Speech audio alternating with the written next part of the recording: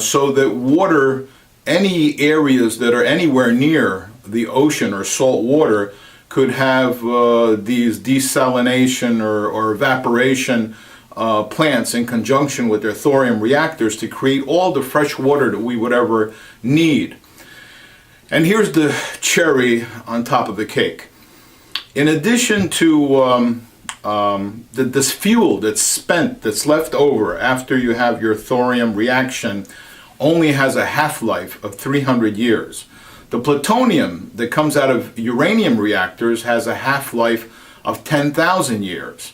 Now, 10,000 years is ridiculous, and it's not manageable. I mean, what we're doing is we're signing the death notice or the death warrant for the human race, because there's no way in hell that we're going to be able to keep that plutonium from leaking out from containers or getting into our environment for 10,000 years. That's just not realistic. It's never going to happen.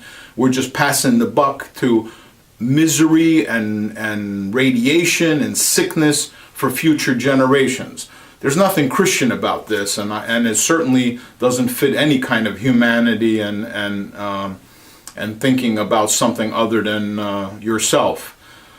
There's a selfishness that drives this hooray for me, hooray for today, and the hell with everybody else. And we've got to adopt, if you do feel like you want to protect the earth and you do feel like we should care about one another, thorium is the thing that we should be promoting.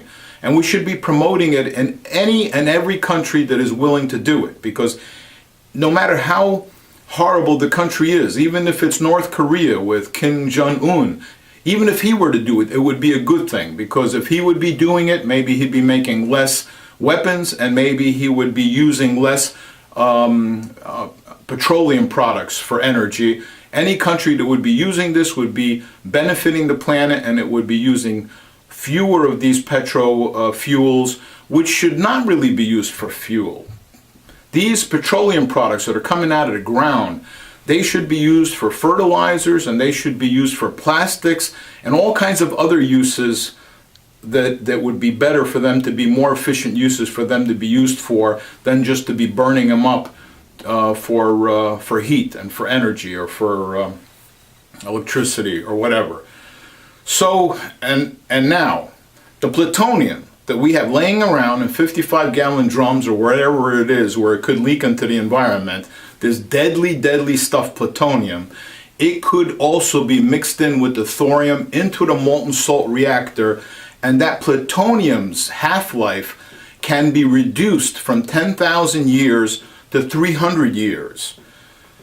That is an awesome thing, because if you reduce the half-life of plutonium from 10,000 years to 300 years, 300 years is manageable. It is possible for humanity to develop systems and to monitor something for 300 years until it reaches the end of its half-life. 10,000 years is just not doable.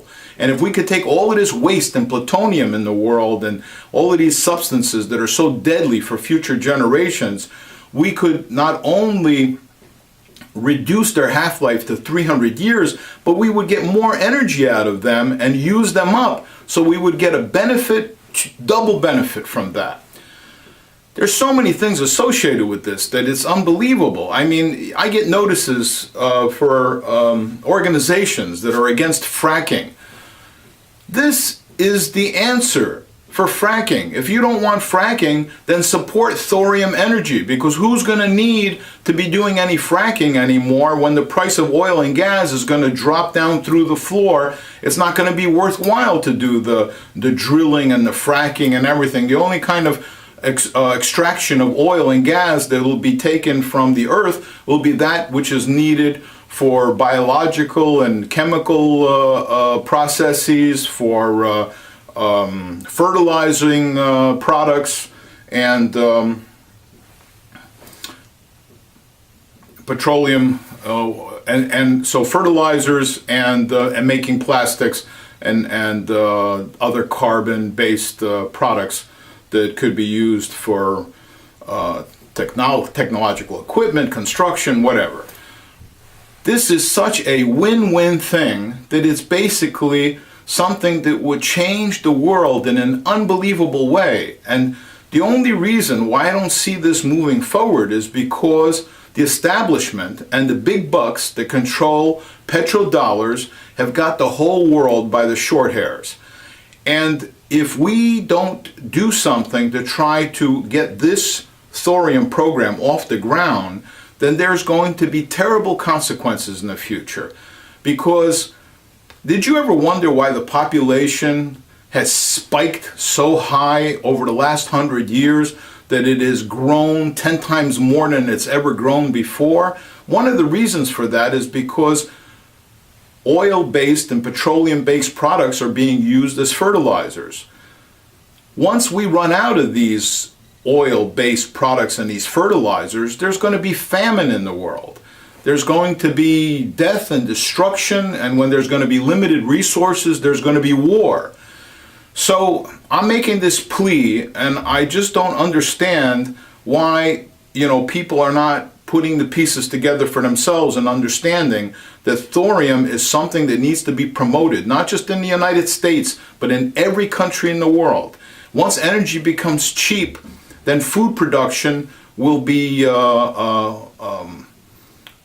increased greatly. Good quality food without contaminants.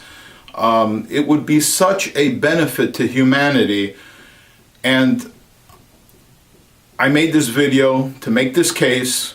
I want to know how you feel about it. Do your own research. Find out if I'm wrong in some way, let me know. But it seems to me like this is a godsend for the human race. It is the radioactivity, the radioactive elements are associated with thorium are very small. The danger is very small and insignificant in comparison to uranium and plutonium, solid fuel and high pressure water-cooled systems. This thorium molten salt reactor is not a high pressure system. It's not a solid fuel system. It's a whole different ball game. And a lot of people are against it because they just heard, nuclear and reactor, and that's it. They're automatically turned off to it. But look beyond it and look into what it's all about. Thank you for your time. Have a great day.